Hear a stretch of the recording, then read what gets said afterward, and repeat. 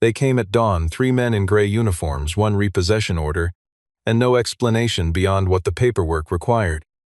Owen Callahan stood outside his own garage and watched someone else's padlock replace his. 22 years of work, 17 years of hard-earned reputation. 4 years of carefully building something no one could take, sealed in 12 minutes by a company he had trusted with a signature. But 3 weeks later, the $2 million armored truck belonging to that same company sat dead on a deserted highway, with $42 million locked inside. And the only name they called was Owen Callahan. What happens when the man whose life you destroyed turns out to be the only one who can save you? Owen Callahan was 33 years old, and he had never done anything halfway in his life. He had grown up watching his father work on fleet vehicles at a county maintenance yard, learned the difference between a torque spec and a guess before he was old enough to drive, and spent the next 2 decades refining a skill set that most mechanics never touched. Owen did not fix ordinary cars.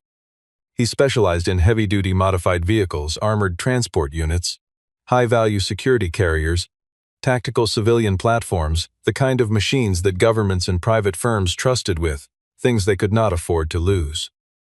That specialization had its roots in a contract position at Fort Bragg, where Owen spent 6 years working alongside military engineers on vehicle hardening and systems integration before deciding he would rather answer to himself. By the time he opened his shop on Meridian Street in Raleigh, North Carolina, he already had a waiting list, and the clients on it were not ordinary clients. The garage was not large by any commercial measure, 3 working bays, a parts storage room that Owen had organized with the same precision he applied to everything else, and a small front office with a desk, a filing cabinet, and a coffee machine that ran 12 hours a day. But what the building lacked in square footage it more than compensated for in reputation. Owen held 3 annual maintenance contracts with regional security transport companies, a vehicle certification agreement with a mid-size logistics corporation that needed federally compliant fleet inspections, and a private client list that had grown entirely through referrals. He had never placed an advertisement. He worked 6 days a week and still had more requests than he could schedule. The tools on his benches were worn not from neglect but from honest use, and the floor carried the kind of permanent oil stain that only comes from years of doing the same difficult thing in the same place without ever cutting corners. He had built a serious business and he knew it. Not because anyone had told him so, but because the work kept coming. The financing had seemed reasonable at the time. Owen had taken a secured equipment loan through Meridian Capital Holdings to purchase a hydraulic lift platform and a diagnostic system capable of interfacing with the proprietary firmware architectures used in armored vehicle electronics. The interest rate was not favorable, but the terms gave him room to manage cash flow, and the equipment had paid for itself within 18 months. What Owen had not fully anticipated was the way Meridian Capital conducted business when a borrower fell behind. He had missed 2 payments during a period when a major contract was delayed by a client's internal audit, contacted Meridian Capital twice requesting restructuring, once in writing and once by phone, and both requests were declined without a stated reason. The third notice arrived on a Tuesday morning and included a repossession timeline that gave him 11 days to resolve a balance of $97,000 or surrender the secured assets. Owen read the notice 3 times, set it on the corner of his desk, and went back to work on the hydraulic actuator he had been rebuilding. He was not a man who panicked easily.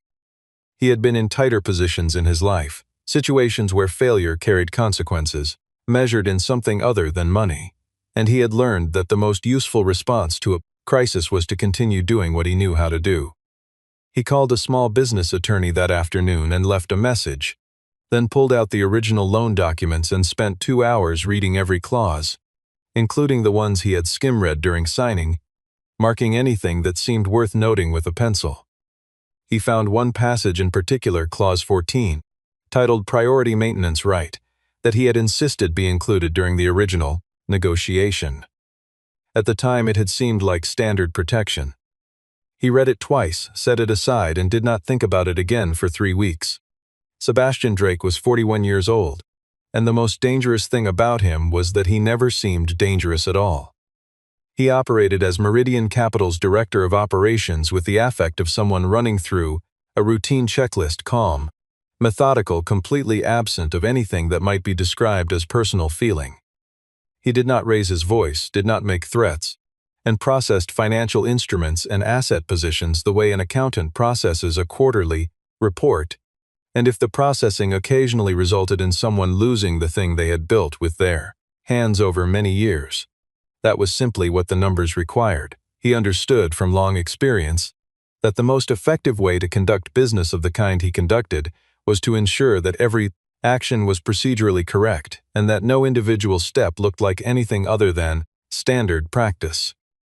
Taken together, the steps formed a pattern that was quite different from standard practice, but by then it was usually too late for anyone to trace it cleanly. What no one outside a narrow circle of Meridian Capital's internal structure knew was that Sebastian Drake also held an undisclosed advisory position with a competing logistics security firm, actively looking to expand its maintenance infrastructure in the Raleigh market. The garage on Meridian Street, with its existing client contracts and specialized equipment, was exactly what that firm needed. It was faster and cheaper to absorb a repossessed asset than to build one from scratch, and the repossession timeline was already running. Adrian Voss arrived at Owen's garage at 7:14 in the morning on a Thursday, accompanied by 2 property agents and a complete set of repossession documentation. Adrian was 35, Meridian Capital's legal representative for asset recovery, and he had done this enough times to have developed a kind of practiced neutrality about it. He read each item from the inventory list as it was sealed, gave Owen the legally required time to review each form before signing, and did not make the mistake of offering sympathy or explanation because he had learned that both only made the process harder. Owen signed each form without argument because there was no legal ground to stand on, and he understood that clearly. He stood in the doorway of the front office and watched the first bay get sealed, then the second, then the third, then the parts room. Each padlock going on was a different sound from the ones before it, and Owen registered all of them. The process took 12 minutes. When it was finished, Adrian Voss handed Owen a copy of the final inventory summary, told him the contact number for appeals, and walked back to the vehicle at the curb without looking back. Owen stood in the empty doorway for a moment before he walked to his truck. He had already moved his personal hand tools to the bed the night before. Under the law, personal hand tools were not classified as secured assets and could not be repossessed. He had the tools he could carry, his phone, and the marked-up copy of the loan agreement still folded in his jacket pocket. What he also had, though he had not fully registered it yet, was a memory. Just before the last bay was sealed, he had noticed a truck parked at the curb 2 houses down from his garage.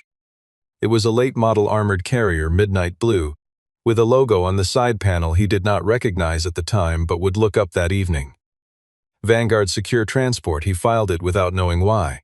The same way a man who has spent years diagnosing mechanical failures files the sound of something he has not yet identified, without urgency, because experience has taught him that detail tends to matter eventually.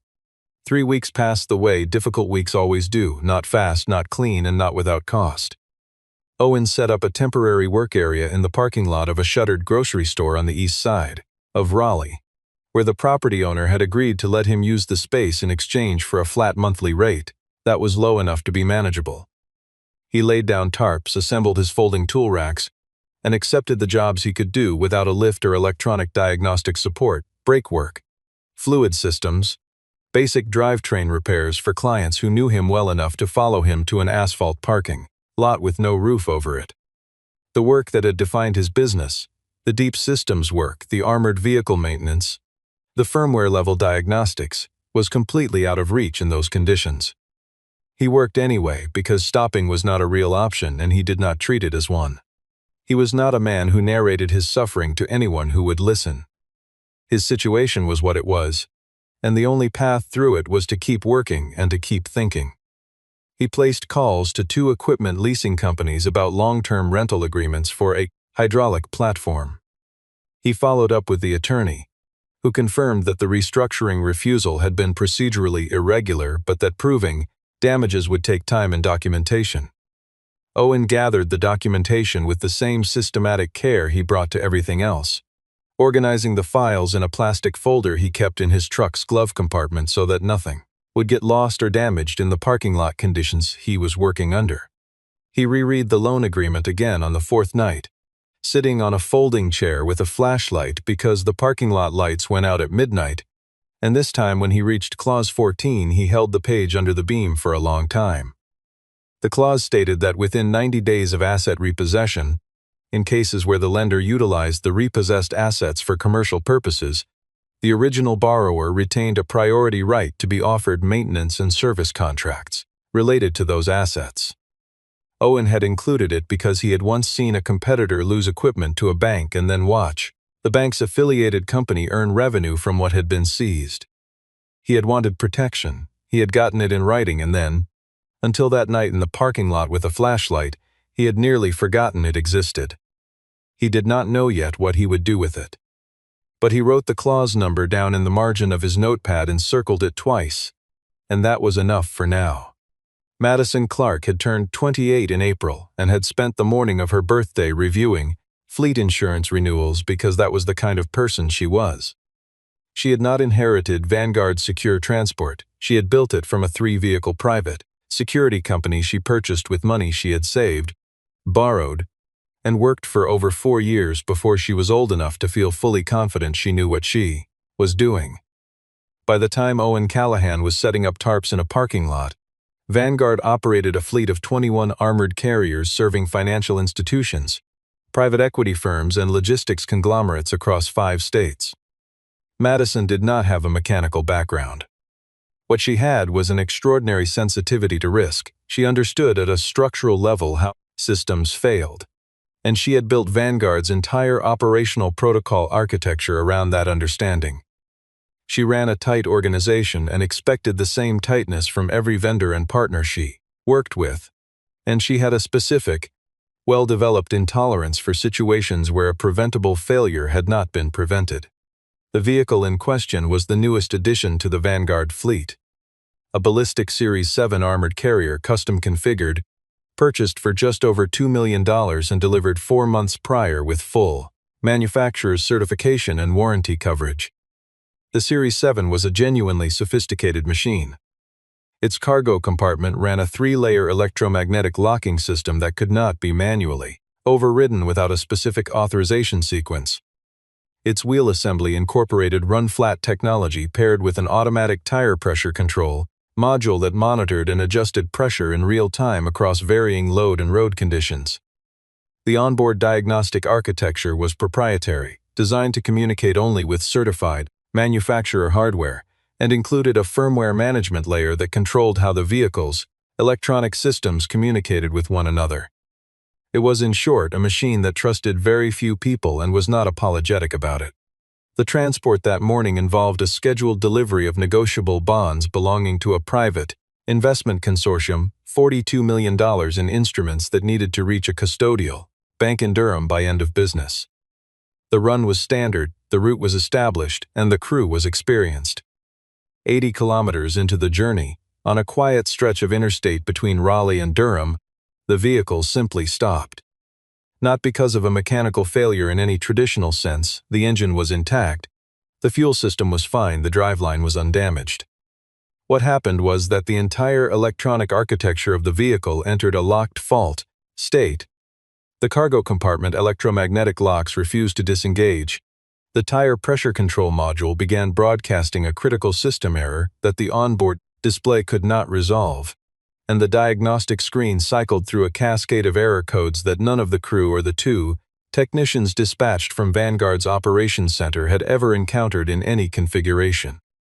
The vehicle was operational in the sense that it could not be destroyed. It simply could not be used. Madison took the call in her office at 11:47 in the morning. She asked 3 questions in sequence: whether the cargo was secure, whether the crew was safe, and who was currently en route to address the fault. The answer to the 3rd question was that the Vanguard field technicians were already on site and that the manufacturer had been contacted. Madison set the phone on her desk and looked at the wall for approximately 4 seconds before picking it back up. She knew what the manufacturer's field response time was. She had read the warranty documentation herself. 72 hours minimum for a critical systems fault with active cargo involvement. The transport contract required delivery within 14 hours of departure. 3 hours and 11 minutes had already passed, and not one of those minutes was coming back. The field technicians connected their diagnostic hardware, and the vehicle rejected the connection entirely. The Ballistic Series 7 security firmware included an external interference protocol designed to prevent unauthorized access to the vehicle's electronic systems during transport. Any diagnostic device that was not manufacturer certified triggered an automatic deep lockdown at firmware level, which meant the vehicle would not communicate with anything not specifically whitelisted in its system registry. The 3 Vanguard technicians had certified hardware for routine maintenance, not for a firmware-level fault of this complexity. The nearest authorized dealership was in Charlotte, a 2-hour drive, and their senior diagnostic technician held only a Level 2 certification. The Level 3 technician required for a firmware-level intervention was based in Atlanta. Vanguard's operations center called the manufacturer's emergency line and was told that an exception to the 72-hour timeline would require internal approval from 3 separate departments, including legal, because third-party cargo was involved. The operations center manager wrote down the information, looked at it for a moment, and then put it aside because it was not useful. Levi Nash had worked in armored vehicle logistics for 21 years, and he was not someone who wasted time on panic. He was 55, broad-shouldered, and had the particular steadiness of a man who had seen enough crises to know that the only useful response was methodical thinking. He ran Vanguard's field operations as Madison's most senior director, and he sat in the crisis room, working through every option systematically as each one closed. When the manufacturer call ended without resolution, he sat back and went through what he knew that the protocol sheet did not cover. 6 months earlier, before Vanguard had signed with its current maintenance provider, the arrangement that had come about after certain Raleigh assets changed hands through Meridian Capital, there had been an independent technician in the area who had performed certification inspections on 2 older model armored carriers for a freight company Levi had briefly consulted for. That technician had found a pre-existing hydraulic fault in one of the vehicles that the manufacturer's own certification team had cleared 2 months prior.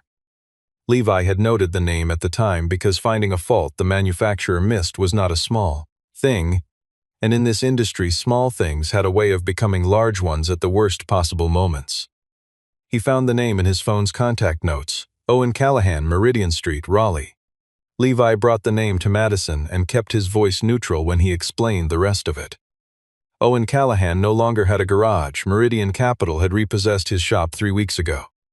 Madison looked at Levi for a moment, then looked across the table at Sebastian Drake, who had arrived at the crisis meeting 40 minutes earlier and had been offering measured assessments of the situation in his usual unhurried way. She said 2 words: "Find him." Sebastian Drake reached for his phone and began composing a message to Adrian Voss. Owen was sitting on his folding chair in the parking lot when his phone rang at 3:15 in the afternoon. He did not recognize the number and answered anyway. The voice on the other end was Adrian Voss, the same man who had stood in his front office 3 weeks earlier and read inventory items from a clipboard while Owen signed them over. Voss spoke in his characteristic way, which was to frame things as requests while making clear they were not. Owen listened without interrupting, let Voss finish the full account: the stranded vehicle, the failed diagnostics, the delivery timeline, the client relationship at stake, and when Voss stopped talking, Owen asked one question: was this vehicle registered to Vanguard Secure Transport, the company with a corporate relationship to Meridian Capital Holdings? Voss confirmed that it was.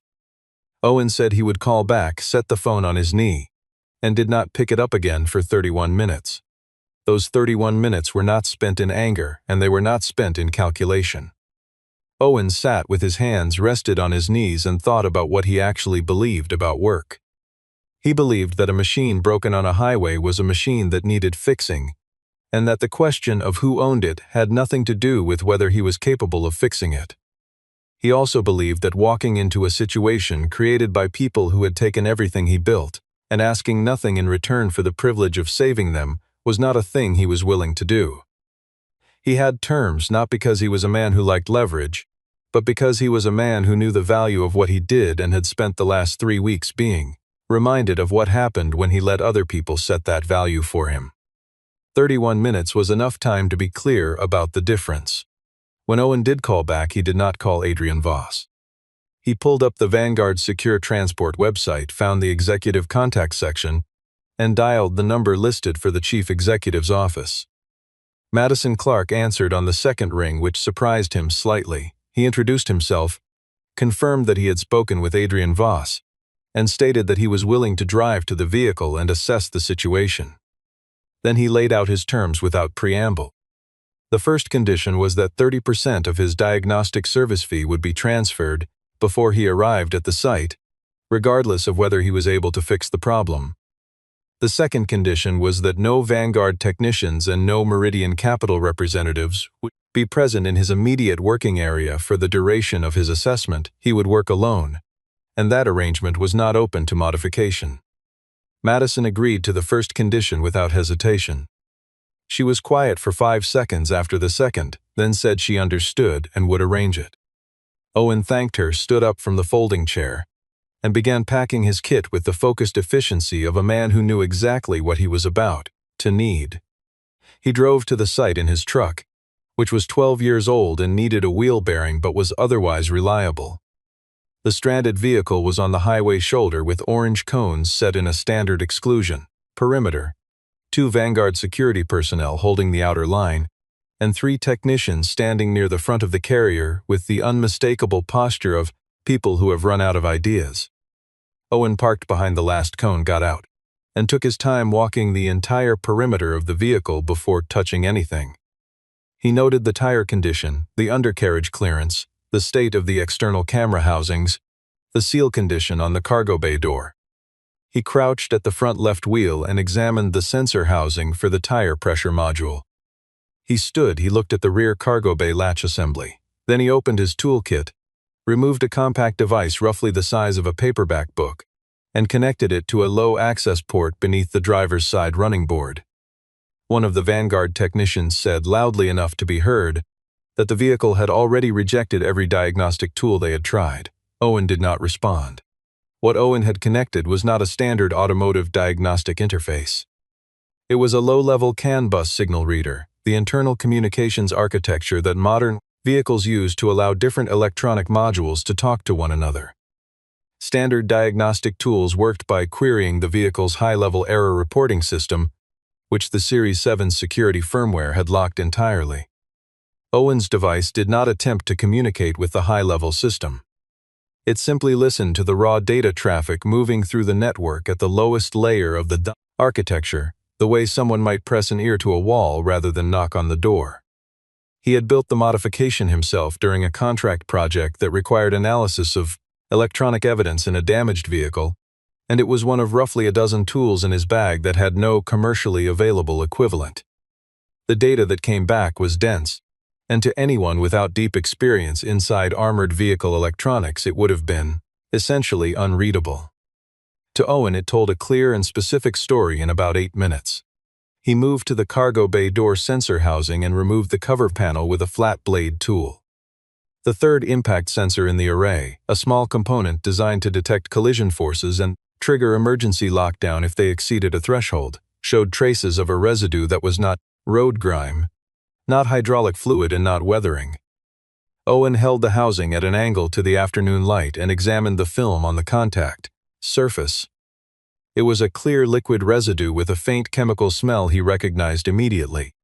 Electronic board cleaner, the solvent used to strip contamination from circuit boards during maintenance inspections. It was useful for certain applications and completely wrong to use near-impact sensors in an armored system because it carried a low but measurable electrical conductivity that, under high operating temperatures, could generate a false positive signal, a phantom collision reading that would trigger the emergency lockdown protocol and hold it in a continuous loop until the system was manually reset through a procedure that required access the Vanguard team did not have.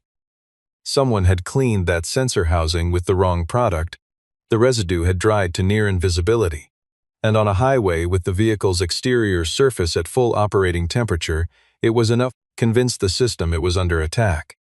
Owen set the sensor housing aside and returned to the CAN bus data. The second finding took 22 minutes of log analysis, 3 days before the transport. Someone had pushed a firmware update to the tire pressure control module. The update was not logged in Vanguard's official maintenance records. It had been uploaded through a service port using credentials associated with Vanguard's current Raleigh maintenance provider, the company that had been awarded the armored fleet contracts after Owen's shop was absorbed into Meridian Capital's asset portfolio. The update appeared routine, but it contained a single subroutine that created a communication conflict between the pressure module and the cargo lock controller when both systems reported errors simultaneously. It was the kind of conflict that would never surface in normal operating conditions. It required two things to go wrong at the same time. Someone had made sure two things would go wrong at the same time. Owen worked through the repair methodically, without rushing and without announcing what he was doing to anyone standing nearby. He isolated the faulty impact sensor from the circuit, dried the contact points with a lint-free wipe and the correct grade solvent from a sealed container in his kit, and performed a manual reset of the emergency lockdown protocol through a bootstrap sequence, documented in the Series 7's technical reference materials not distributed through standard dealer channels but that Owen had received during a collaborative engineering consultation with one of the vehicle's original design team members the prior year. The firmware conflict was a more complex problem.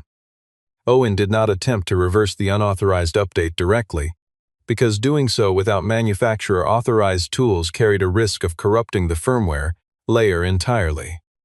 Instead, he wrote a short override patch for the conflict subroutine and loaded it through the vehicle's debug port, which bypassed the security authentication requirement and allowed him to address the specific conflict without touching the rest of the firmware architecture. The patch was 41 lines. It took him 16 minutes to write and 4 minutes to load and verify. 1 hour and 42 minutes after Owen connected his first device, the cargo compartment lock system cycled through its release sequence with a sound like a low, hydraulic exhale, and the diagnostic display moved from a red fault cascade to a steady green operational status. None of the 3 Vanguard technicians said anything. Owen disconnected his equipment, cleaned the sensor housing carefully, and replaced the cover panel. Then he picked up his toolkit, and looked directly at the mounted camera on the vehicle's rear housing, the unit that transmitted a live feed to Vanguard's operations center. He held the look for 3 seconds. He was not performing anything, he was making a decision. He reached into his jacket pocket, took out a pocket drive, connected it to the same low access port he had used at the start, pulled a complete copy of the CAN bus session log, and walked back to his truck without saying anything to anyone on the shoulder of the highway. That evening, Owen sent Madison Clark a single email attachment, the full annotated CAN bus log, from the session, with 3 lines of technical notes identifying the sensor contamination source and the unauthorized firmware entry point. No requests, no additional commentary. He sent it at 9:47 and went to sleep in the back seat of his truck because his temporary rental arrangement did not include overnight accommodation. Madison read the file at 11 that evening. She read it twice, then called Levi Nash. By midnight, they had traced the firmware upload back to its origin, a service account belonging to Vanguard's current Raleigh maintenance provider, the company that had taken on the armored fleet contracts after Owen's shop was absorbed into Meridian Capital's holdings. The chemical residue matched the board cleaner that the same provider had used during its most recent scheduled inspection of the Series 7, 2 days before the transport run. Levi ran the account activity log and found 2 additional anomalies in the maintenance records. Entries that had been altered and one that had been deleted entirely. Madison sat at her desk with the full data laid in front of her and said 3 words very quietly. This was deliberate. The motive was not complicated once the financial structure became visible. The transport contract included a delay penalty clause. Every hour of delay beyond a 6-hour threshold triggered a payment of 0.5% of the cargo's total value from Vanguard to the client. On a $42 million shipment, the numbers were material, but the penalty was not the real damage. The real damage was the framework agreement, a 3-year contract worth substantially more than any single run, which required successful completion of this delivery as a qualifying condition. If Vanguard failed this transport, the framework agreement was void. The competing firm most positioned to absorb that contract was a company that Meridian Capital had been quietly capitalizing through a separate investment vehicle for 14 months. Sebastian Drake appeared as an advisor to that vehicle's holding company in a corporate filing that the Vanguard legal team located in approximately 40 minutes once they knew where to look. Madison called Sebastian Drake at 7:15 the following morning and told him she needed him in the conference room at 9. She did not tell him why. When he arrived, she placed the full documentation on the table, the firmware log, the maintenance records, the financial structure connecting Meridian to the competing firm, and asked him to explain it. Sebastian Drake's explanation was the kind that was technically complete and structurally evasive. The maintenance provider was being investigated internally. He had no direct involvement in their technical operations. The firmware upload was under review. He spoke with the same measured evenness that had characterized every conversation he had. Madison listened without expression, then told him that the documentation had been forwarded to the state's Financial Oversight Commission and that a formal complaint had been filed. Sebastian Drake left the conference room without any agreement having been reached, and in the hallway he checked his phone and found a notification from Meridian Capital's legal department. An injunction request against the original asset seizure had been filed that morning, citing Clause 14 of the loan agreement. It had not been filed by Vanguard. It was filed by Owen Callahan. The legal argument was straightforward. Owen's attorney submitted that Meridian Capital had violated its own contract terms by transferring the repossessed garage assets directly to a related commercial entity rather than offering them through a public auction process as required under secured lending regulations. The transfer had occurred within 11 days of seizure, meaning Owen had never had a genuine opportunity to redeem the asset. Clause 14's priority maintenance right had been deliberately circumvented by a party that stood to benefit commercially from its circumvention. The filing also referenced the firmware event and the maintenance provider's documented role in it, which elevated the matter from a contract dispute to something the State Financial Oversight Commission chose to examine on its own initiative. The Commission opened a preliminary review of Meridian Capital's repossession portfolio, not just Owen's case but a broader audit of the firm's asset seizure and transfer practices over 26 months. Madison Clark signed the 3-year framework agreement with the bond consortium 10 days later. The delivery had arrived 90 minutes late, within a force majeure window that Levi Nash had invoked using a provision in the contract covering mechanical failure events outside the carrier's reasonable control. The provision required documentation. Owen's annotated log was part of that documentation, submitted as supporting evidence for the force majeure claim, and the client accepted it without dispute. The maintenance provider's contract with Vanguard was suspended pending investigation, and Levi Nash drafted a recommendation for the executive team proposing that Vanguard establish a direct service agreement with an independent specialist rather than routing maintenance through a third-party management company. The proposal named Owen Callahan. It included a provision for advance capital support to cover the cost of establishing a new workshop facility, structured as a recoverable advance against the contract value. Madison approved it on a Thursday afternoon without convening a full committee meeting. She did not phone Owen to tell him. She sent a short email. The subject line was a reference number. The body contained 2 sentences. The framework contract had been executed, and his service fee balance plus the advance capital had been transferred to his account. It was signed with her initials. That was how she conducted business when the matter was resolved and did not require elaboration. Owen read the email on a Saturday morning while sitting in the parking lot with a cup of coffee, going cold beside him. He read it once, set his phone down on the tool rack, and looked at the sky for a moment. Then he picked up his phone and went through the list of clients who had called his old number in the past 7 weeks asking when he was reopening. There were 19 of them. He went through the list methodically, marking each one with a note on what they had needed and whether the work was likely still pending. When he was done, he folded the notebook and put it in his jacket pocket. He had calls to make on Monday. The new space was on Meridian Street, 4 buildings down from the old one. It was smaller, 2 bays instead of 3.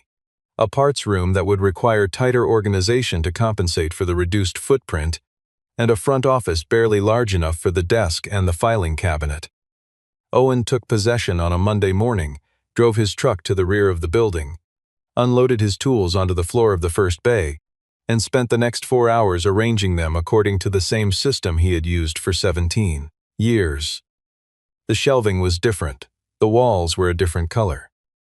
The lighting was newer and brighter than he was accustomed to, but the floor was bare concrete, and once his tools were laid out on it, the space already felt familiar in the way that workspaces feel familiar, not because of what they look like, but because of what they are for. He had rebuilt before on a smaller scale in worse conditions. He knew how this part went.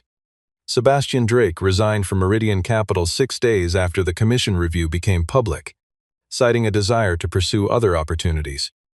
Adrian Voss was interviewed by commission investigators twice and retained personal legal counsel before the second session. The maintenance provider that had been awarded Owen's absorbed contracts surrendered its operating license after inspectors found 3 additional technical violations on vehicles in its care that had previously been signed off as certified. The broader audit of Meridian Capital's repossession portfolio identified 11 cases in which seized assets had been transferred to related entities without proper disclosure, and the legal processes attached to those findings would move at the pace such things always moved: slow, methodical, and indifferent to the urgency of the people involved. Owen was not involved in any of it. His attorney handled the filings. Owen worked. He called back the 19 clients from his list, scheduled the ones who still needed service, and turned down 2 who had moved on to other providers because he was not the kind of man who expected loyalty from people he had been unable to serve for 7 weeks. The first Vanguard vehicle came in on a Friday for routine inspection, one of the older series. 5 carriers that Levi Nash had kept in service past its scheduled replacement date because the budget allocation had shifted. Owen went over it with the same thoroughness he applied to every vehicle regardless of age or condition, found a secondary hydraulic seal beginning to show fatigue stress that no one else had flagged, documented it properly, and submitted the report with a replacement recommendation and a cost estimate that was fair and accurate and required no further explanation. On a Tuesday evening in late fall, he sat in the front office after the bay lights had gone down, reading through the next week's scheduling. The coffee machine on the desk was the same one from the old office. He had retrieved it from the repossession inventory list as a personal item during the appeals process, and the reviewer had let it through without argument. The desk had come from a second-hand supplier and had a small dent in the left front corner that was not worth fixing. The filing cabinet was new and did not yet have the particular resistance of a drawer that has been opened 1,000 times. He noted all of this without sentiment, the way a man notes the condition of a new workspace, simply registering what was there and what still needed to become what it was going to become over time. Owen did not think about Sebastian Drake. He did not think about the garage 3 blocks up the road with someone else's padlock on it. He thought about the Series 7 scheduled for its quarterly review in 8 days, and whether the firmware issue had been fully resolved by the manufacturer's official patch or whether there was residual risk in the conflict subroutine he had temporarily bridged. He made a note to request the full firmware changelog from the manufacturer before the vehicle arrived. The office light was still on at 9 in the evening. The street outside was quiet. Owen finished his notes, capped his pen, and turned off the light on his way out. He had work in the morning, and he did not believe in keeping himself awake longer than the day required. The door locked behind him with a clean, solid click, a sound that belonged to him.